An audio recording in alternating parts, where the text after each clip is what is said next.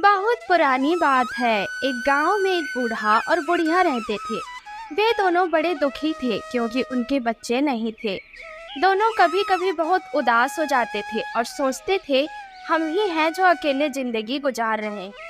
एक बार बूढ़े से बुढ़िया ने कहा, मुझे अकेले रहना अच्छा नहीं लगता है, क्यों ना हम एक बकरी को घर ले आए।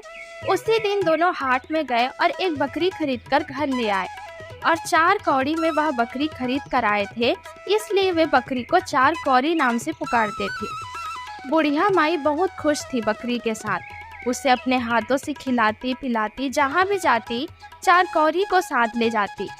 पर थोड़े ही दिन में बकरी बहुत ही मनमानी करने लगी। किसी के भी घर में घुस जाती थी और जो भी मिलता खाने लगती। आसपास रहने वाले बहुत तंग हो गए और घर आकर बकरी के बारे में बोलने लगे। बूढ़े बाबा को बहुत गुस्सा आने लगा। बूढ़ी माई को कहने लगे, इस बकरी को जंगल में छोड़कर आए। बुढ़िया ने कहा, ये क्या कह रहे हो? ऐसा करते हैं, राउत के साथ उसे जंगल में चरने के लिए भेज देते हैं।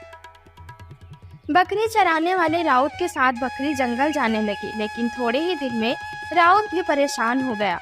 4 कौड़ी उसका कहा नहीं मानती थी। उसने बकरी को चराने ले जाने से इनकार कर दिया।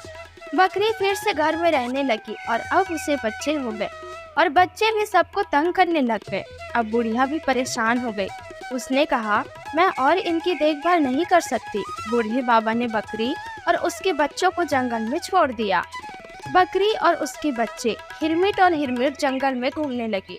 फूल पत्ते सब खाने लगे। एक दिन अचानक एक बाघिन से मुलाकात हो गई। बाघिन हिरमिट और हिरमिट को देख रही थी और सोच रही थी कब इन दोनों को खाऊं। बाघिन को देखकर बकरी को समझ में आ गया कि बाघिन क्या सोच रही। बकरी को बहुत डर लग गया, पर हिम्मत करके वह बाघिन के पास गई और अपना सर झुकाकर उसने कहा, दीदी प्रणाम।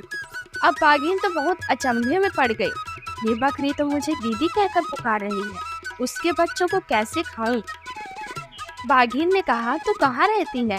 बकरी ने कहा, क्या कहूँ दीदी, रहने के लिए कोई जगह ही नहीं है मेरे पास।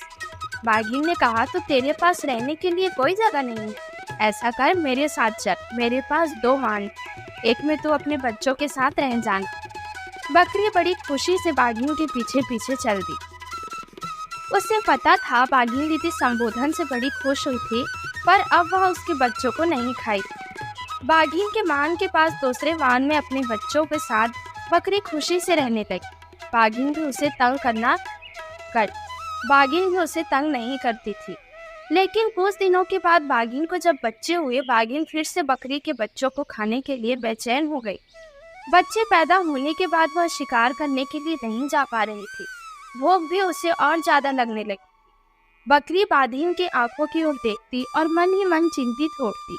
वह बाघिन के पास जाकर दीदी दीदी कहती और बातें करती रहती, ताकि उसकी आंखों के भाव